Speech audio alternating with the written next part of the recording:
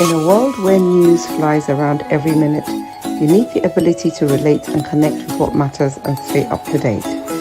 Schengen Story Media News Echoes program is Africans in Diaspora and at Home's leading English news network, one of the most trusted, respected sources for news updates on current affairs as they affect global Africa.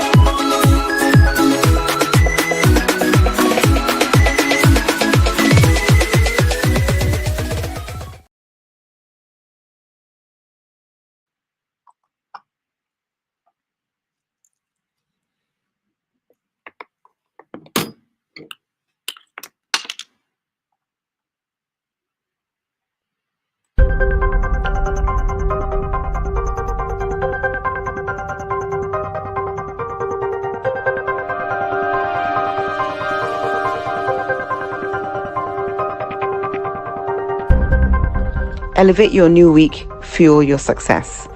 SSM invites you to kickstart each weekday with our news update Between the Lines, featuring the week's top news and analysis and the most attention-grabbing lines, deciphering world events. Hook up to SSM Monday program Between the Lines.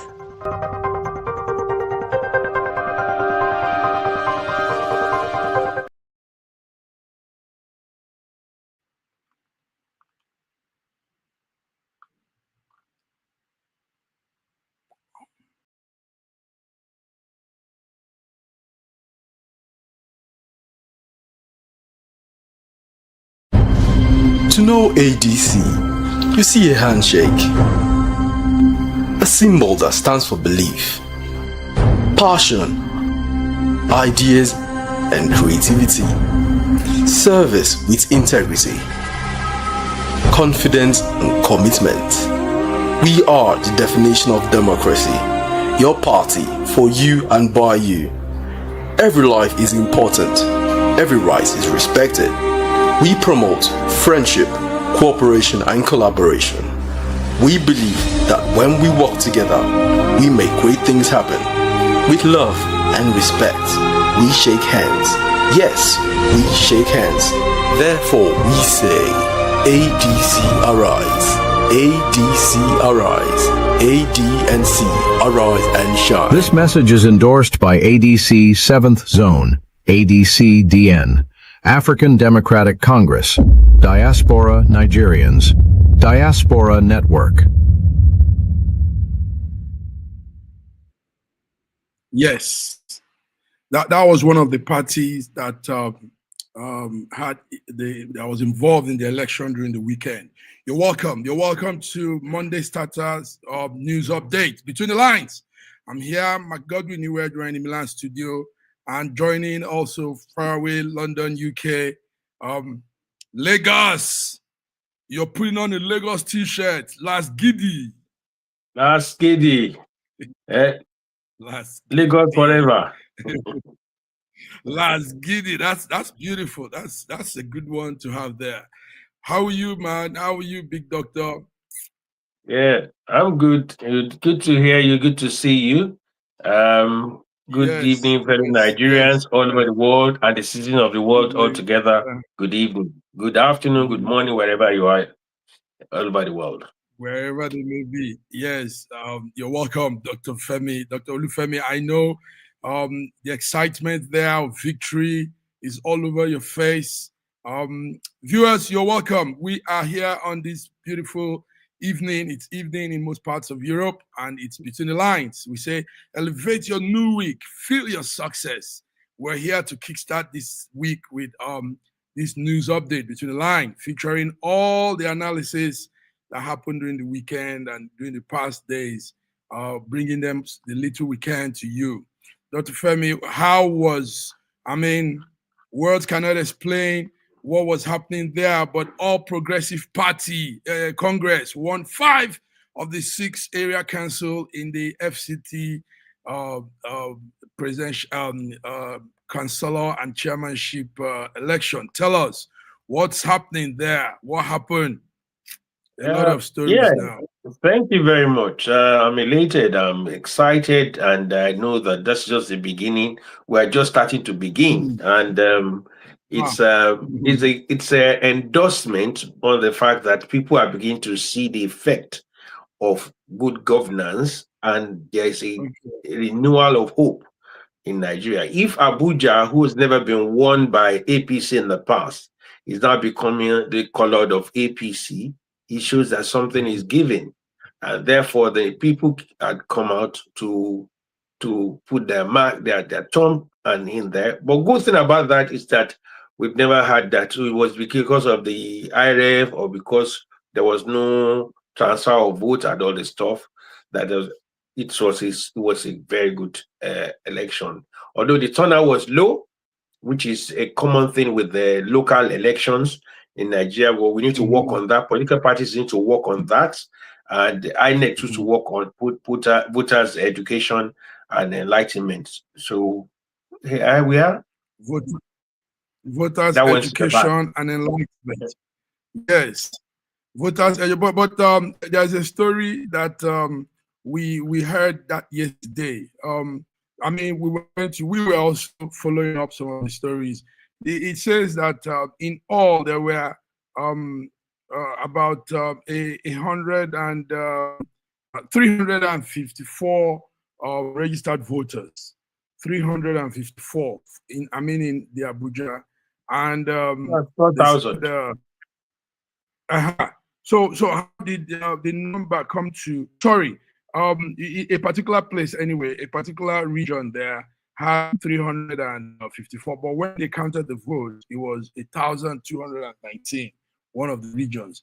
I'm trying to bring a diagram of what they did on that. Now, what they are saying is, yes, like you just said, there was very low turnout, but still the number of the votes was very high. So who could have done those votes if poor turnout? I don't know if the studio can get those images for us, some diagrams, some charts, some things that indicates those numbers. So what is it that, how could we say it was a free and fair election, and how could we rule out rigging, election rigging? Dr. Femi, I see you smiling. Listen, I think we should have gotten this. We knew this was coming. Okay. One, there is no perfect election. Let me put on the tonga of nationalism now. Yeah. Okay. There is no perfect election. Everybody tries to outdo each other. But you cannot do any electoral malpractices in the places where you are not popular, because the people will reject it. People will rebel it. The opposition that are shouting, "Oh, the election was rigged," it was the fact that they are not even popular. The fact is it, yeah.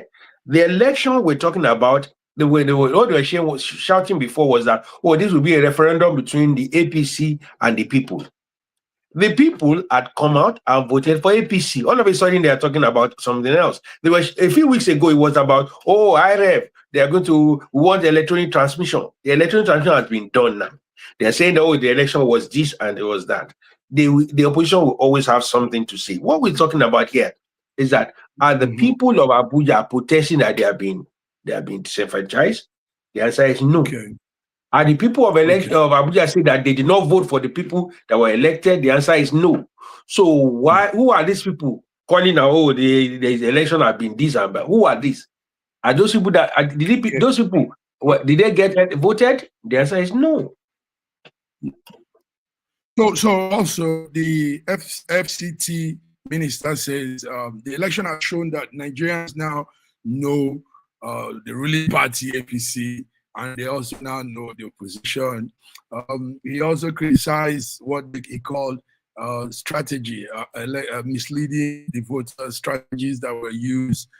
For example, the buying of corn and groundnut and all of that. But yes, that's wicked. Wicked exposes. He said there's so much hypocrisy of politicians using deceptive techniques.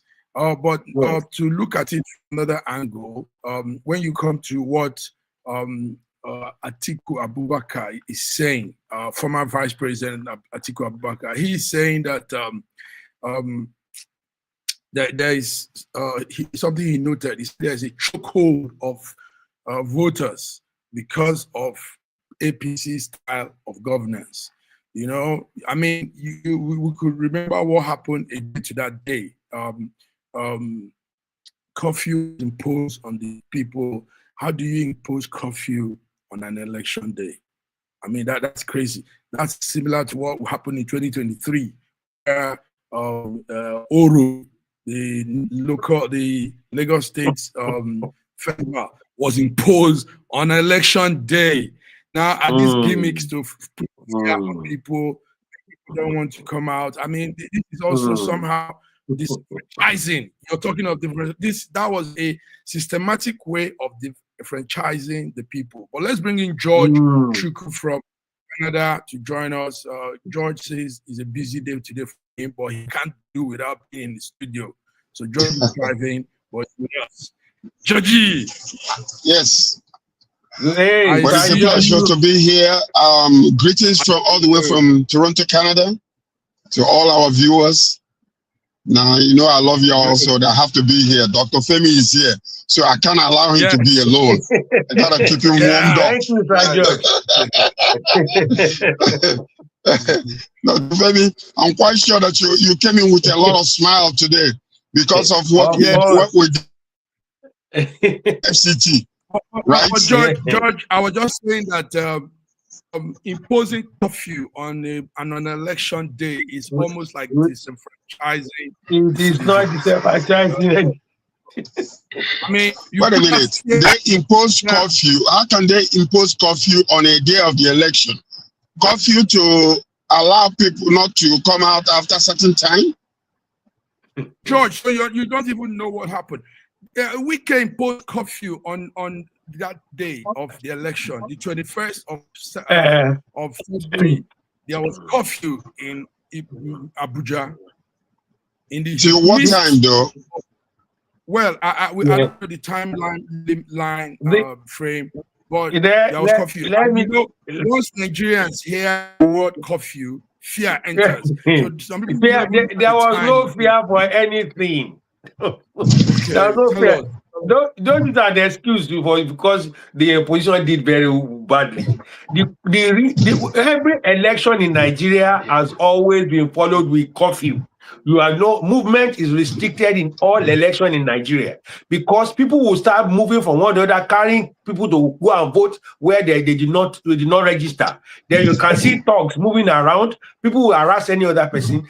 Go from your house. Your polling booth is near. It's walking distance. It's not about a curfew of insecurity. It's a curfew. It's a curfew towards the fact that if you don't have any business on the road, stay at home.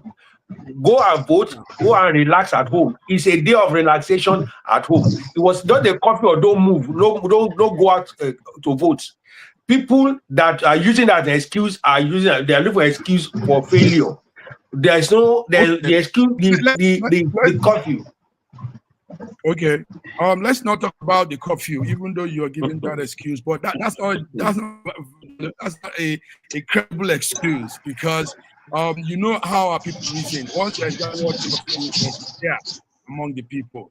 But let's talk about what Atiku is highlighting. I think Atiku is saying that there's a chokehold on people, you know, because of vote equity, like you said earlier, and he cited the poor turnout of voters due to a lot of things. He said these have shown that the leading governance, the leading party now governing Nigeria, has to do better.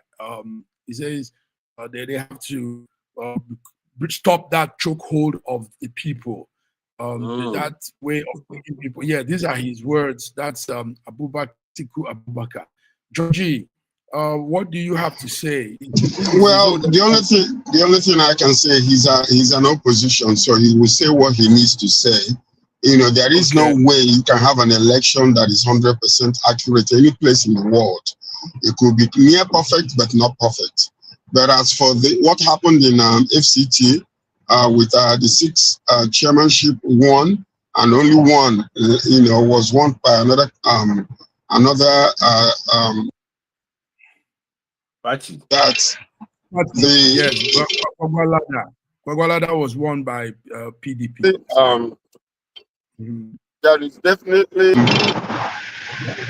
the preparation, is solid, because what you see is when there is this division and when there is contention and strife all over with other political parties, people don't tend to have that confidence in their ability to lead.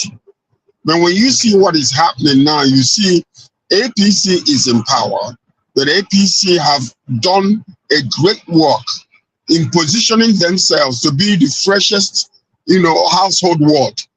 And they're not coming out with any contention. You don't see it as YG fighting with anybody. You don't see a power struggle with anybody. So this is the result of what you're seeing, And so with the curfew, I'm not quite conversant with the reason why it was imposed. But, I mean, if the curfew is like 8 o'clock, by then everything must have already been done. So what's the need? To avoid catastrophic chaos that could destroy a good thing that happened. So that's what I say, for that. So, but, congratulations to APC. They've done a fantastic job. And congratulations to the minister, for a job well done. I mean, at least, it must have been from his influence that this 6 chairmanship was won. So, kudos to APC for that. Kudos to APC. And that tells you that ADC, PDP, and other parties, they need to do more. There's no need for excuses anymore. You lost the election this time, and this is basically a platform that will tell you what will eventually happen, if care is not taken. Over the election that is forthcoming, the presidential election. So, right. It's a sign for them to go and do a better job than what they're doing. Stop struggling with each other. Make up your mind. If you want to come together, form a different party like APC did before they took over from Jonathan. So, but what you see is a lot of these goons, the politicians, they don't want to, give George, up another person. We'll listen there. But Dr. Femi, let's also help viewers just join in. We're talking about the last election, the FCT election, and the Kano and the Rivers as well.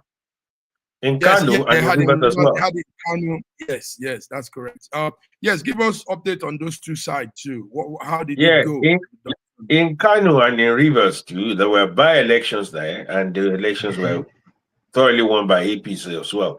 So what we're talking about is that even that they went in the Kano one was a massive victory for was a NNPP stronghold before. It's not an APC stronghold. There's something that you need to put into perspective. Things are going directly towards APC. People are gravitating towards APC. All these political parties we're talking about, that's what I was saying just before the elections. Instead of them to gather together to begin to do grassroots mobilization, to go and mobilize their people to sit at the polling booth, to go and campaign, they are standing at National Assembly shouting and jumping up like yo-yo. And this is election comes, they fall flat. The people need to be spoken to. The people need to know what are you going to do differently from APC. You are not saying that. You are shouting up and jumping in front of National Assembly. You are calling yourself the voice of the Nigerians. How can 1,000 people be the voice of 250 million Nigerians? So what we are talking about here is the fact that there's a need for Nigerian opposition, like Sir George said, to put themselves together, put their house in order. We don't even know who is contesting against Tinubu. This is less than 1 year to election. We don't even know who they are party primaries. There's something significant about the electoral reform that's been done. That is, there is no the issue about direct primaries. that's been put into the new law. So this idea of imposing people on somebody and just do it anyhow and using delegates, buying delegates and putting delegates to go and vote. No, everybody has to do electronic what's called registration. You have to vote for the candidate you want to go and contest election. These are things people should be applauding, because now in the idea of people sitting down in their bedroom and they're deciding who is going to go and contest, that will not work anymore. People have to vote for them. You have to go and campaign, talk to the grassroots people in your party to vote for you. So in that election, that's what INEC will supervise. And when they supervise that, that is that person that will be allowed to contest election. This idea of imposing candidates will not work anymore. This is what should be applauded in the new law. But no, they are looking at IRF or the electoral. These are just trivial things. Look at it now. Election come, they fall flat, and they are now saying that because we can put this and that. They are not looking for excuses. You are not organized. But also there were huge. The files are so many we can't even upload them to the studio. There were huge evidence of malpractices by APC. There were because I don't want you guys to look at it as a very fair election. No, there is no perfect election. No. Wait. You've been talking. Yeah, go on. It's a newsroom. But we give balanced information too. Yeah, there was heavy. I mean, real strong. We were live. I had to pay some correspondents to go on ground and give me feedback directly. And yes, we saw we saw not very good electoral activities going on. We saw people coming to steal, take the scripts, the sheets. Yes, there was a place. Policemen came, took the election. They won for councillor. They took the wrong one even. They were supposed to take chairmanship one, but they took the wrong one, the councillor own, and tear gassed the people there and went away with it. We also saw where some people had their votes and somebody came and scattered all of it and said it's not going to be counted. I mean, these are evidence here now. But like you and George have said, the opposition needs to do more. They need to get themselves more in the grassroots, have more agents at every police station, have more assistants, more people looking at those, what's going on. So this is what I want to say. But really, Dr. Femi, there was lots and lots of error and malpractice going on. Can I say something? There is, like Sir George said, there is no perfect election. People will always want to manipulate election. Opposition will try it as well. Whoever wants to do it, but there's something significant. You cannot do that where you are not popular. That is one. Secondly, I have a video that was going viral. A woman that was apprehended who was trying to buy votes for the opposition party. I saw that as well. Yeah, ADC. She was arrested for trying to buy for ADC candidates. But let's look at this from a wider perspective. That is to say, there's even in America, Donald Trump complained that the election was manipulated against him. So if that's happening in America, but what we're looking at, we're talking about local government election. For you to be able to have those effects on local government election, you are popular on the ground. And the idea of, police came to tear gas, they took the ballot paper away. Those ballot paper they took away, or whatever they're taking away, cannot be counted into those votes. So both parties will lose votes in those areas.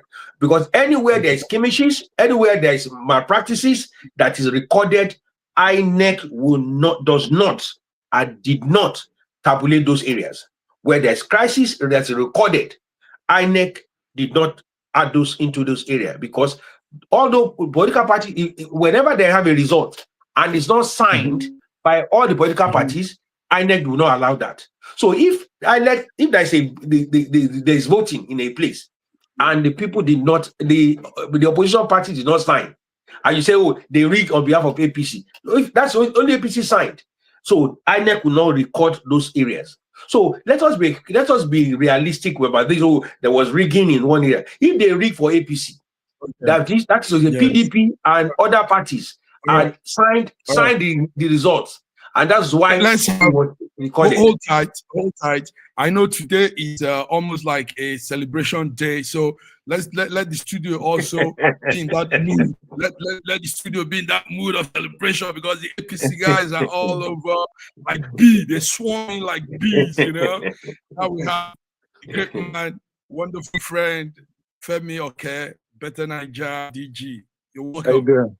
How you doing? See, the safari alone tell you that, man, this guy is... You can see my smile. And the smile.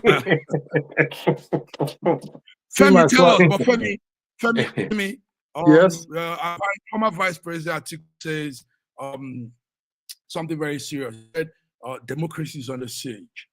Atiku's leadership is chokeholding the people. And that's why we saw that empathy at the last election. What do you say about that? Is there a chokehold on people? Are people coerced into voting for something they don't want, or because they are doing this because they are scared? Election day, putting. Okay, let's put it into let's put everything into its proper perspective, not the narrative being spinned by the opposition media and their cohorts. There was low turnout for sure, but historically, local government elections have always had a low turnout. So this is nothing new. And the most important thing is that actually this turnout was higher than the previous one. So that puts a lie to the idea that there was a low turnout. Usually it's averaging about 10% in local government elections, but this time it was more than that. It was about 15%. So that puts a lie to that argument. Let's put that one to bed. Then voter apathy. If you spend all your time poo-pooing INEC, poo-pooing the process, telling everybody that this is a bogus process, this is a bogus INEC, nothing's going to happen, it's already rigged, it's no wonder people are not going to turn up. And then not only that, it's not so you now have to ask yourself, who were the people that didn't turn up? So if you look at the APC, they turned up. If you look at ABGA, they turned up. If you look at PDP, the same People's Dead Party who won in Guadalajara, they turned up. The only people that didn't turn up was ADC.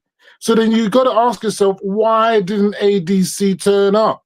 And it's because what I've said to you over and over again, they are not the miracle opposition that people are thinking they are, because they lack momentum. There is no momentum. In fact, if you look at since ADC has been formed, that Obi joined, Atiku joined, Agberebeshola joined, Amechi joined, and finally Obi joined, they've won nothing. They've won absolutely nothing. And in fact, anywhere that Peter Obi goes and puts your hand up, you don't say you don't lose the election, Bidato. So that's the way, the reality of the elections. That's just the truth. So what they need to do is re-strategize and ask themselves, where have they gone wrong? How did they fail to galvanize their supporters to turn up? Because after all, it was the PDP, it was the APC, the opposition, ADC, PDP, Labour Party, whatever you want to call them, the coalition, the grand coalition that said to Nigerians, 2027 is going to be an election of the people against APC. And clearly in the FCT elections, the people have spoken and have spoken loudly and have rejected the ADC and the opposition and all their shenanigans. They need to go back to the drawing board. And what it basically shows is this. If you have a party that has no strategy, has no focus, hasn't got a leader, and is disjointed, and has no agenda for an alternative for Nigerians, people will reject you. So I appeal to the opposition, rather than calling it's a one-party state and, there's no room for us. Get your act together. Decide, for example, are you going to zone your party presidency to the south or to the north? Make that decision now so that everyone knows where they stand. You understand? Come up with an alternative agenda to say, just to digress again, Peter Obi, for example, said, it's not the removal of subsidy that's the problem. It is the way and manner in which it was done. is what he's basically telling everybody, that he would have done it differently and that they shouldn't have removed the subsidy straight away. Whereas if you go online, let me just finalize. If you go online, you will have videos of him saying specifically that when he gets into power, he's going to remove subsidies immediately. You understand? So what is the meaning of immediately and differently? I mean, and subsidies is gone. It means the same thing. So, but at the end of the day, people are not fooled. They know they can see the reality, and they know that people are just doing smoke and mirrors, and it's not the truth, and they're not going to rely on smoke and mirrors. Now, let me help you guys. George is back with us. George, you're welcome again. Thank you so much. Let's look at that word, vote empathy. A lot of conditions could be added to that word. Now, there's something we found out in 2023. You all know that story of people, the slave mentality, and the slave man just gets stuck with his master, you know, and they have a word for it, the Stockholm syndrome. Now, is that not what is playing out here? People they are just used to this whole thing. But people don't, you know, I've spoken with Nigerians that don't even know, young boys, young men and women that don't understand what progress could look like. So they just hang on to what they know they are used to. I'm telling you facts now. They can't see anything or better than what they see. So you don't know what's playing out, George. Is it not Stockholm syndrome playing out in Abuja, and these same people still holding on to the slave masters that is putting on chains? We know people are on chains in that country. You guys, let's be real. I mean, no electricity. We're talking about little things. They are not there. These people keep voting for these people that will not bring these things. So is it not that Stockholm syndrome thing playing out again? Georgie? Well, I don't think it's Stockholm syndrome. There are so many things that could be better. We know that for sure. But the fact of the matter is that because of lack of trust in the system, you don't see a lot of people, you know, to them it's almost like wasting my time to go and stand in line and vote, you know, because there are some disappointments that took place in 2023. And we know for sure that a lot of people were expecting something, but when it didn't go that way, to them, they felt like, okay, well, why would I go out there to go and vote when my vote is not going to count for whatever reason? Voters' apathy, you know, comes from, you know, it is actually for the benefit of those opposition right now. If you ask me, to do their groundwork. We know when Obama won, there was something that Obama did. Everybody was making noise on that. Obama did his grassroots mobilization. And this grassroots mobilization is something that opposition needs to really engage in, because number one, APC is on the news every single day, like it or not, for good or for bad. And therefore, they are in the memory banks of everybody. So, you know, I mean, at the beginning, 2 years ago, when we first started, you looked at as if nothing was going to happen that is good. But all of a sudden, we saw some of the plans and the institution of the plans that were put in place are beginning to work. Things are changing. Inflation is a little down, you know, and our money has stabilized. That's number two. And importation is increasing also, because a lot of people now are beginning to see, you know, a brighter light. And then all of a sudden, is beginning to see a little bit of trickles of investment coming into Nigeria. So all of these things work, you know, come together. You need to see that the opposition will have to do a masterful strategic work in order even to gain any ground. Because what you're seeing right now is, you know, we might as well stay with what we have. After all, things are getting better.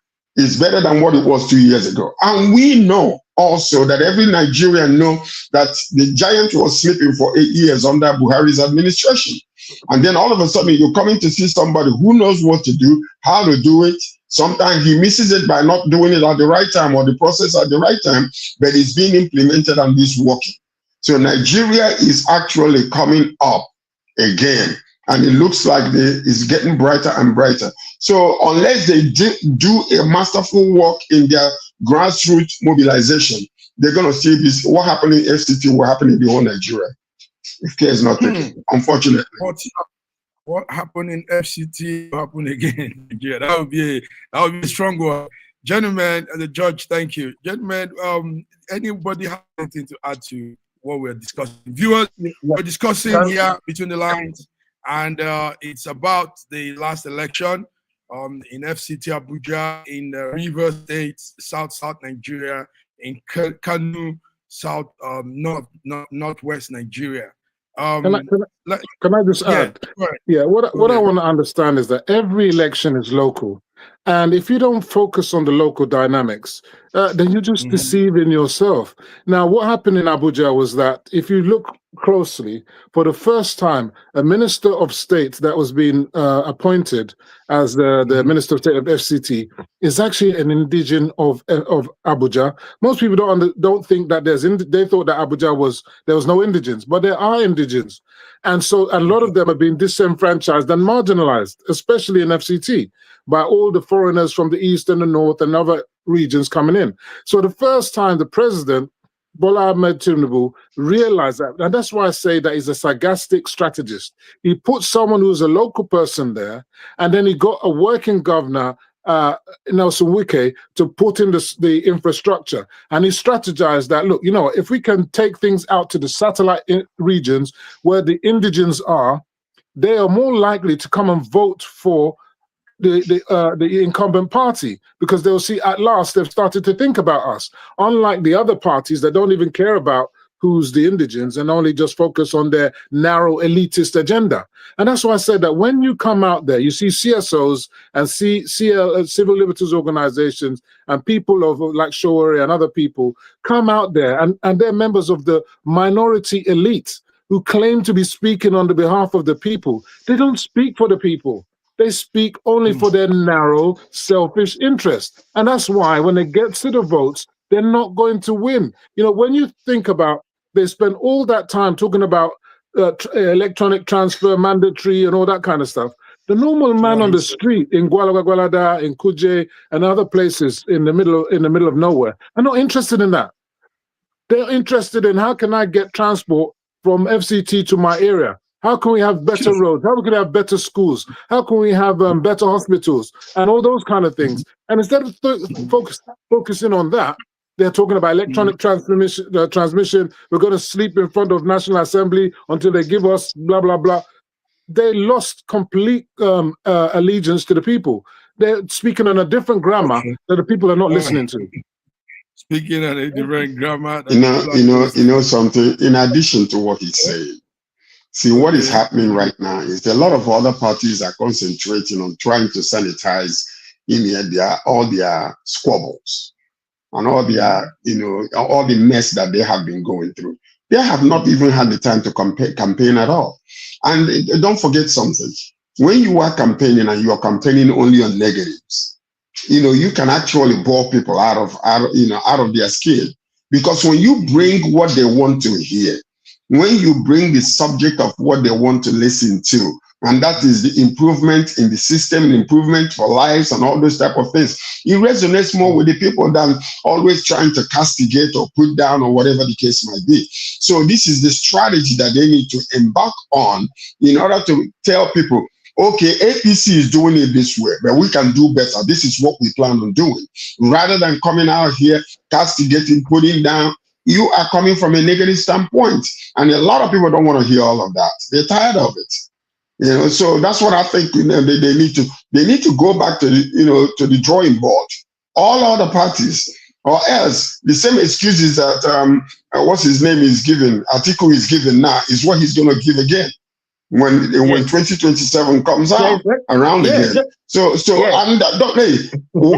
watch this though. Watch this. Another thing we need to understand is this. It is very, very important that we understand this. When it comes to the political platform and in Nigeria, one thing they need to embrace is this. They are not doing good, and this shows it. What they need to do, go back again, would the ADC and PDP merge together? Bring their candidates. Don't do, I mean, let me tell you something. You see, Asiwaju doesn't make too much noise, but he is the most strategic politician I've ever met. You can see his footprints all over, but you won't see his image. All you see is footprints, and it is working. He doesn't talk too much, but all these other people, you come and blah, blah, blah, blah, blah, blah, blah. When you blabbing, tell people what they want to hear. Tell them what you're going to do versus what is being done.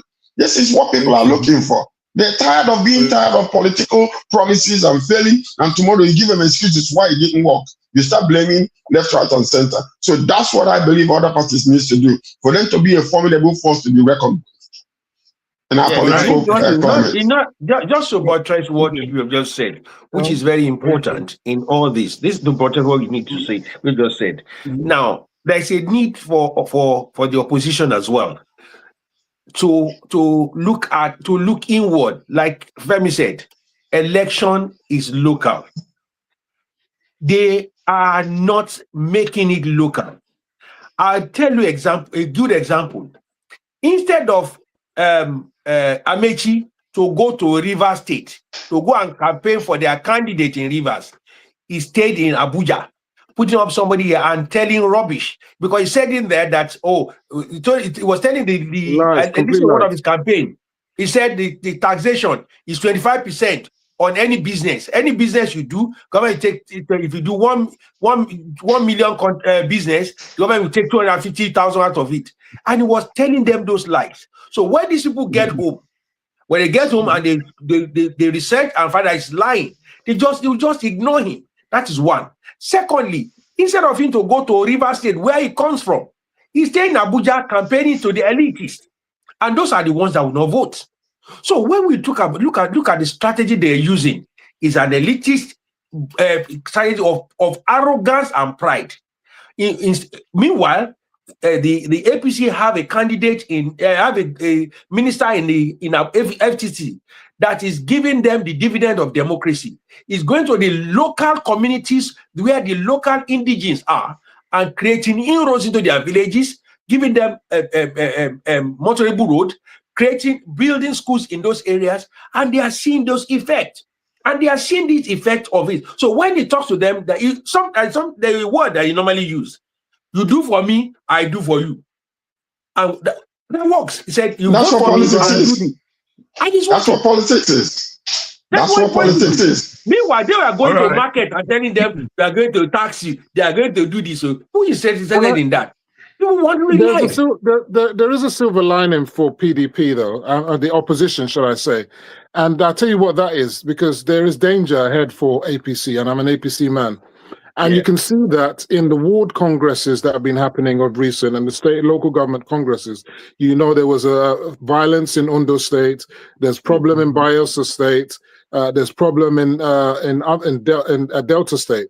And why is that? Because what's happening now is that everybody is focused on APC as the incumbent. And it's like, politicians, they're selfish and it's a do or die affair. They know that if we don't control the APC, we can't get in next time round because everybody has moved into APC. So everybody's desperate to be in charge of the Congress or whatever it is. And the governors especially, they want to put especially those who have decamped, they're shoving aside all the people that were there before, so they're getting disgruntled. So if the opposition, as I think George said, could come together as one, which I really doubt that's possible because they're enemies in themselves. Labour Party doesn't like ADC, ADC doesn't like PDP. I think they're going to stay separate. If they could come together, it would be good. Then they could attack APC in those vulnerable places like Delta, Bayelsa, and other places. Even Ogun State has got problems, you understand? Because Dakwabodi wants to come in. Meanwhile, Benga Daniels wants to stay there. That's going to be an issue. So that's what they should be focusing on. But like George said, they're too busy infighting themselves or deciding who's going to become the presidential candidate and whatever. They're losing sight on the real battle. And APC should be careful because these people can still come in through the back door. They've got to clean their act together, because if they don't clean their act together, APC can also implode, because a year is still a long way. Anything can happen in politics. Anything can happen in politics, but what is happening here is this: we need to stay away from this social media campaign. Social media campaign it helps, but it doesn't work, especially when it comes to grassroots. We need to mobilize people on the ground, go from house to house, converse, ask, what is it that you guys need? How do you think we're doing? What can we do better? This is what that's exactly what they need to do. You know, there's a village boy movement. Don't worry. Yes. There's village boy movement. And the point is this, good or bad, what you need is household name. And APC is a household name, for good or for bad.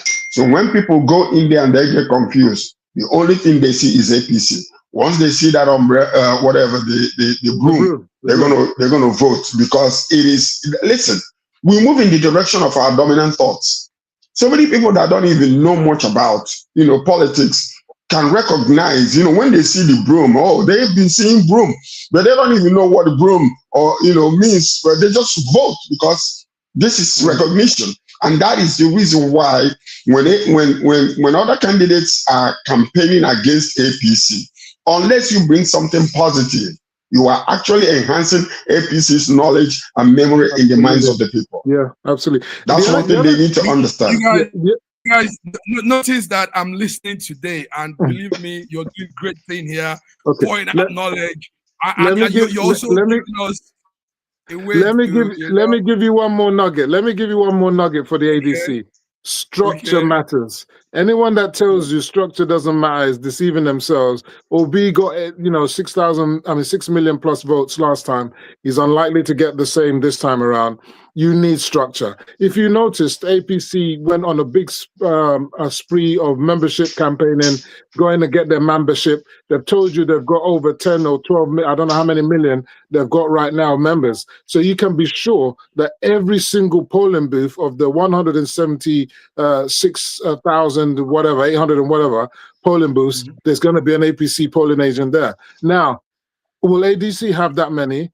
Will PDP have that many? Will Labour Party have that many? They are unlikely to have that. And in which case, they're going to be found wanting. How do you galvanize people if you haven't even got polling agents, you haven't got party people to coordinators and whatever at each polling station? Because we in the APC, we have got our own internal mechanism for uploading our results, so that they can get the results on real time as well. So as it's going up the IREF, it's also going to APC situation room. So there's no way we won't know the results. You understand? So when we say that we've won, we know that we've won. We're just obviously waiting for INEC to announce it. But you guys, you're floundering in the wind, trying to guess whether we won or whether we didn't win. You're not even sure. You think you got one or two results, and you think, oh yeah, maybe we're winning. But when the full gambit of results come in, you're nowhere to be found. And you need to get your structures sorted out. It's really important. Nice. Wow. Do you know the reason why Massive Mark is listening intently? Yes. The reason why he's listening intently, he's grabbing all these nuggets that he's going to go to ADC and paint the canvas with the beautiful colors. That's why he's listening. That's why he's not talking much. So he's listening and getting some nuggets right there. Mr. Weajuan, you have to pay. Don't tell me you don't give shishi. You have to pay. You go pay. Nuggets are flowing in. No, but thank you guys. Thank you also, and congratulations to APC and all of APC fans around the world. So and PDP won as well. Just one. Although someone said that those people have decamped to APC now.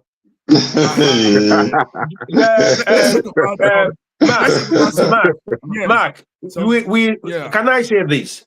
We may have affiliation to APC, but the thing is the bigger picture for us is a better Nigeria. And in doing this, opposition brings out the best in governance.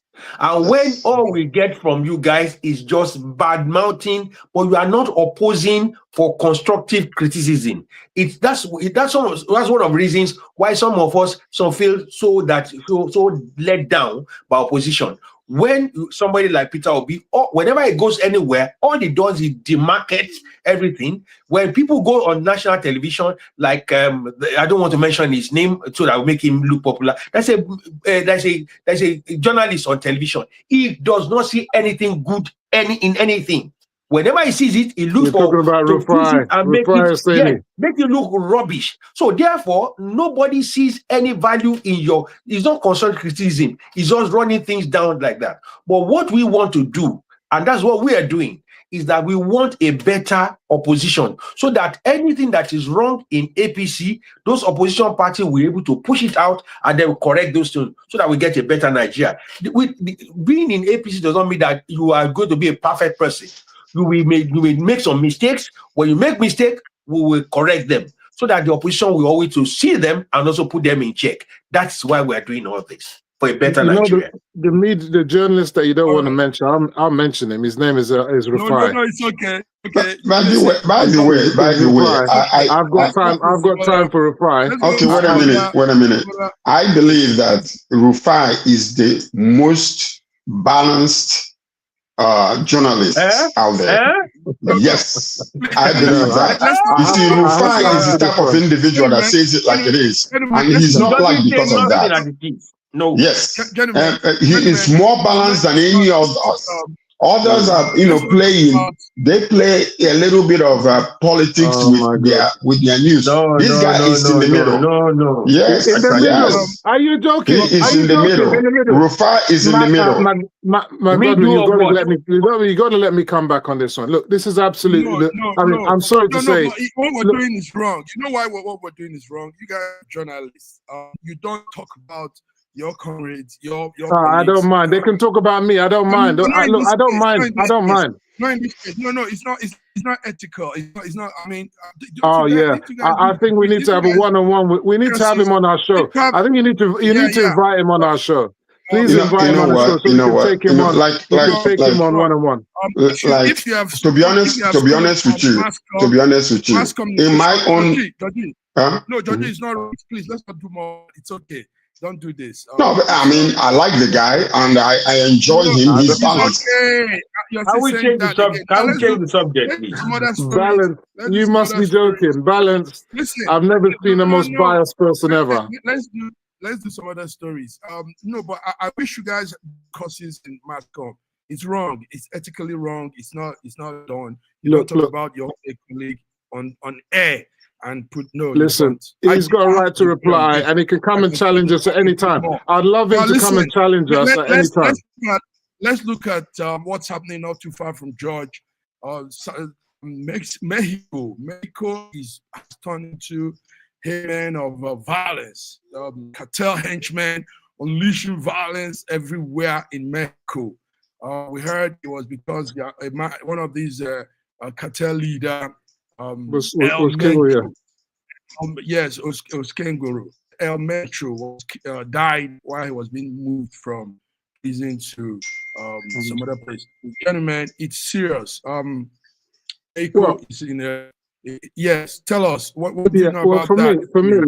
For me, this is a bit of a very sad situation. The American special forces, along with the Mexican special forces, intersected him. He got shot in the process, and he died on his way to hospital. But 15 million. He was very, very terrible head of a cartel in Mexico. Mm-hmm. But what the terrible thing is, Mexico are co-hosts for the World Cup. Mm-hmm. They'll be co-hosting. That's going to be hosting the World Cup. Is where all this thing is happening. So that's going to be a big problem for FIFA, and I don't know how that's going to work. But also, what it also points out is that if you look at the size of Mexico, in fact, Mexico is a comparative country to Nigeria in terms of population, size, economy, and whatever. I think it's bigger than Nigeria anyway.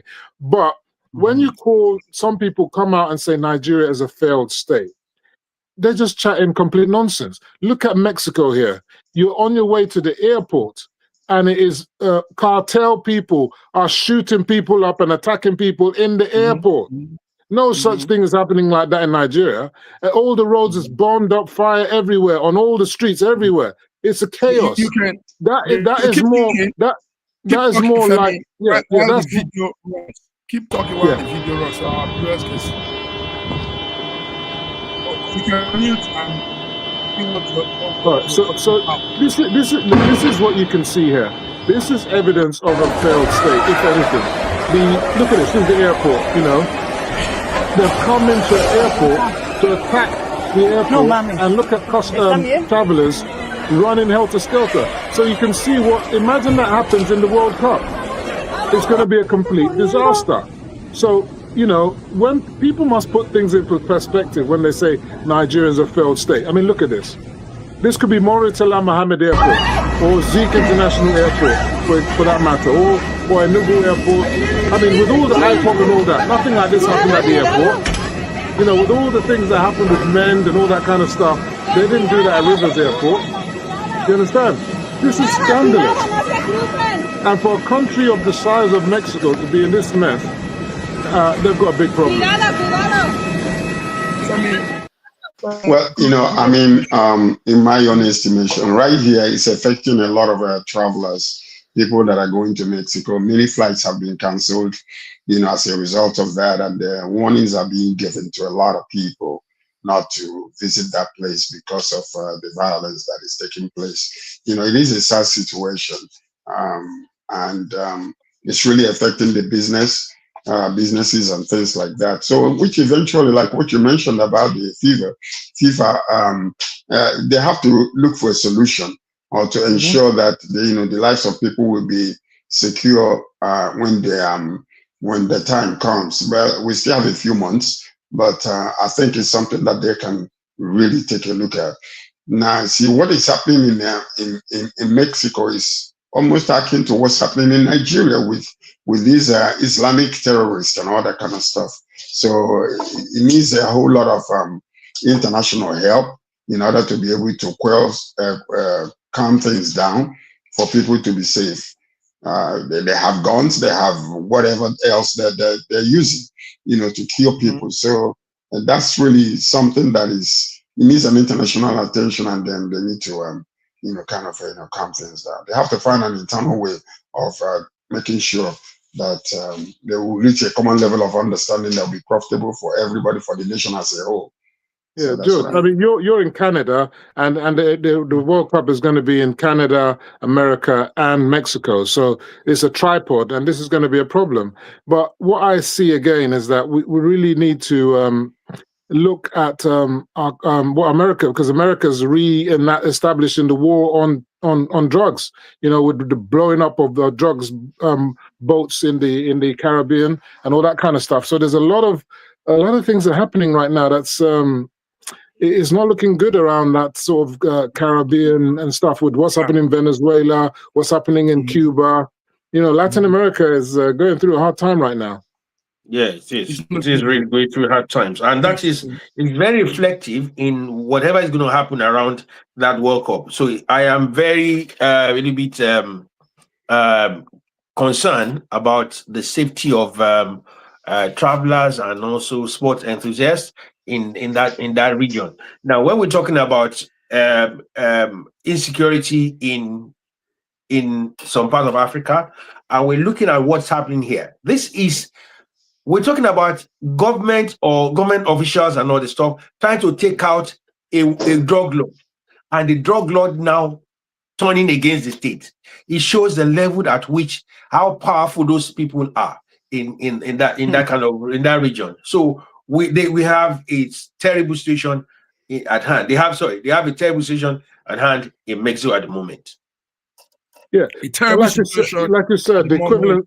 Yeah, the equivalence with Nigeria is very apt because, like you said, people, I mean, and I think Nigeria is actually worse in some respects because in a day, 100 people can be slaughtered, you know, in Kebbi State. And another day, another 200 or 300 people will be kidnapped. You understand? These are massive numbers, you know, and it's happening on a daily or weekly or monthly, at least weekly, someone that's happening. So, and the thing is, it's all happening one part of Nigeria in the north. And you have to ask yourself, why are the Northerners just killing themselves? Because it's down to their leadership. You know, at the end of the day, you've got to ask their leaders, what are they doing wrong? You know, people like El Rufai was there for 8 years condemning the government or whatever. Did he reduce the amount of problems that was there? In fact, some will say that he actually escalated it. He escalated it to where it is today. I mean, with the, you know, attacks on Shiites, attacks on Christian communities, giving money to bandits and stuff like that, which he acknowledged with his own mouth.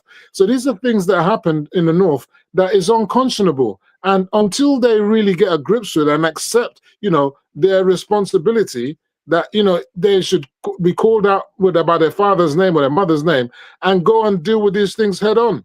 Because some of them are sympathizers with these bandits. I know they talked about Kwankwaso being given visa ban or whatever it is. I don't know what they're trying to do against him, whether he's real or not. But there's no smoke without fire. There's no smoke without fire. Thank you, Femi. Gentlemen, thank you. You guys are dropping knowledge here today. But let's give some small news update also. The Milan Winter Olympics has come to an end. It closed yesterday, even though they took it to a different place entirely. It wasn't done in Milan again, closing ceremony. It was done in another city called Verona. Beautiful city though. So Verona did the closing ceremony. Maybe we just see small thing from that. Let's just see how it went, the closing. So that's some all clips coming from Verona in Italy, closing the Winter Olympics.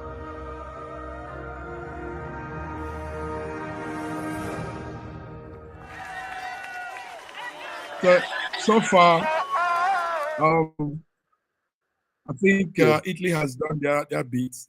It went well. You had 92 competing nations and many winners coming out from that event. Also, gentlemen, there's a British Nigerian lady, Wumi. I know you guys in London heard about her. She has done. Yes, did you hear about it? The award. Yes. Supporting actress, I believe it was. Yeah. So the film Sinners. Yeah. Yeah, the film Sinners. Yeah. So we want to appreciate her. We want to congratulate her on this beautiful feat she has pulled out. Best Supporting Actress for Sinners. And we know the BAFTA award is one major award, also global award. And we have our daughter in that space. So, gentlemen, there were two Nigerian brothers that also won awards as well. Okay. Were they major? I can't remember what they won it for, but they definitely won an award. The two brothers, yeah. Okay, talking about war, also, there's something I just remember now. Do you guys know that 4 years now that the Ukraine-Russia war has been going on? 4 years today. 4. There's no sign that it's going to end anytime soon. So, you know,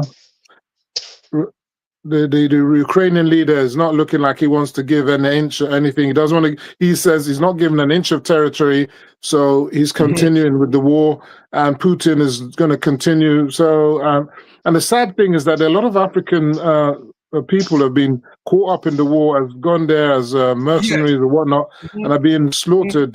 They put them in the front line and they're getting slaughtered. You know, this is a sad thing. George, do you think who's getting more of the effect of this war, George? Is it the Russians or the Ukraine? But somehow also, well, I mean, the war, the strategy of the war is unfair to Ukraine to begin with. Russia can do whatever they want and get away with it. Ukraine is limited to what they can do, you know. So that's one of the major issues there. And so, I mean, the war is being fought in their land, in Ukraine land. Therefore, they're going to be, the effects will be much more on them than Russia. So, and the fact that Russia still have the warheads, nuclear warheads, everybody is kind of pampering the whole situation. They don't want it to escalate to the point where the man is going to press a button and wipe both himself and everybody else out. So that's one of the major issues. When it's so sad that they cannot come to a place where they will say, excuse me, enough is enough. 4 years and counting, and they're still going at it. So it's very, very sad. I'm just hoping that a miracle will take place so lives can be saved and be secured. Because it's sad and it's affecting, like what you said. A bunch of our own Nigerians are going there to make money, and they're becoming like victims. Statistical victims. Killing them, putting them in front. I don't understand it, but Donald Trump is not helping matters because he seems to be on the side of Putin. So, that's just the way it works. But I want to put in he's on the side of Ukraine. No. He's not on the side of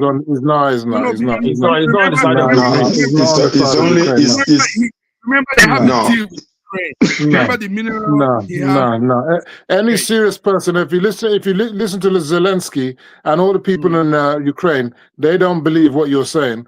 And the other thing is, you got to look at what is becoming of Donald Trump, because he set up these tariffs, these illegal tariffs that the Supreme Court has slammed as illegal. And yet he's going to add on another, 15% on world trade coming into America. And it's Americans that are paying these tariffs. This guy is unhinged. And if you want to know what dictatorship is, Donald Trump is the one that wants to become a dictator, the way I'm seeing it. And it's just a shame because African countries want to learn from the so-called #1 democracy in the world. And what he's showing us is signs of dictatorship. It's really so sad.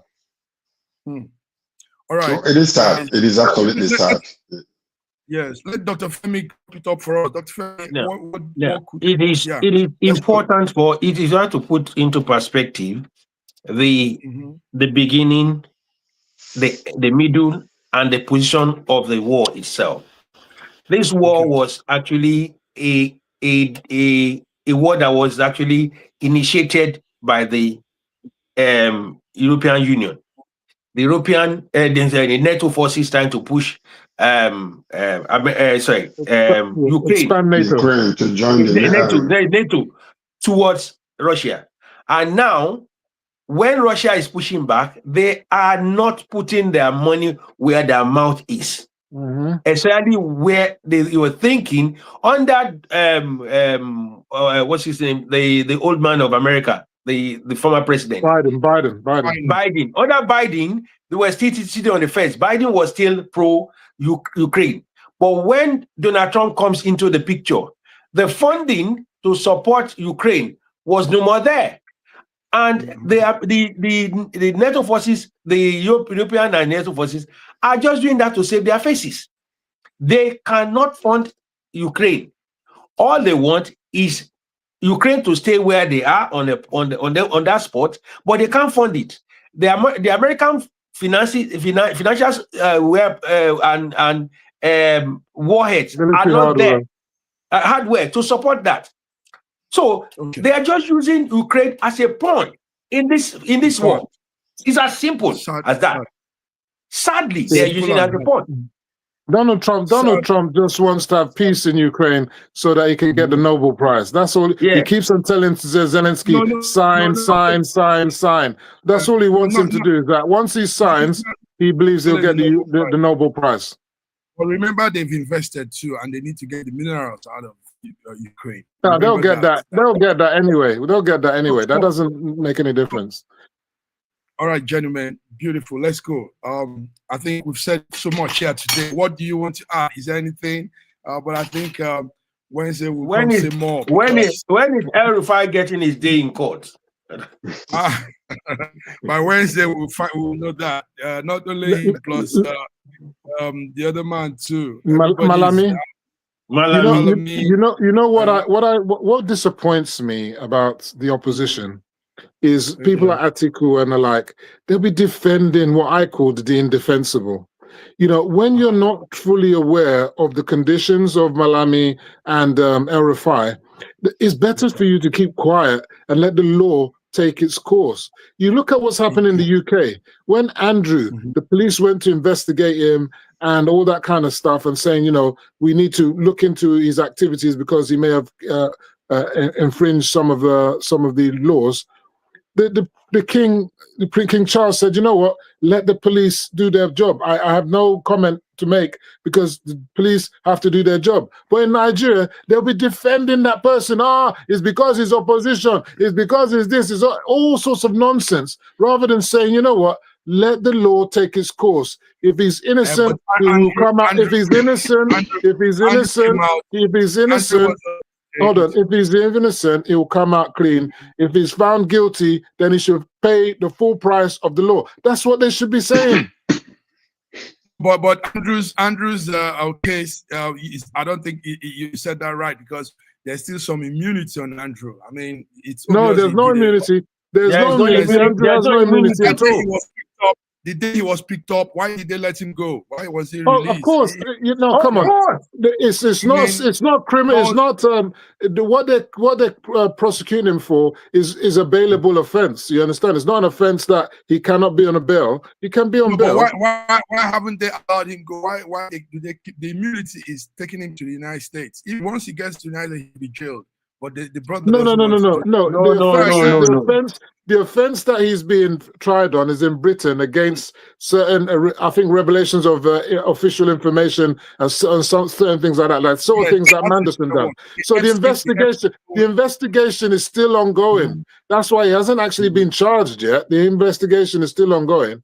So, and they've even called for members of the special squad that were protecting him, that if they know of any information that could be of assistance to the investigation, they should come forth now. So there's no idea, there's no suggestion that there's immunity for Andrew Mountbatten.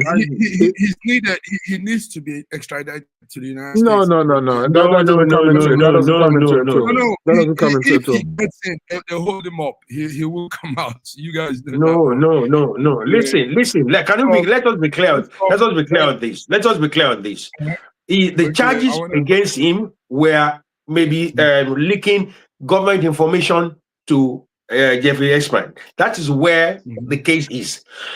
Excuse me. On the part of what happened in America, those cases, those matters there were not cases that it would have to be extradited to America on that ground.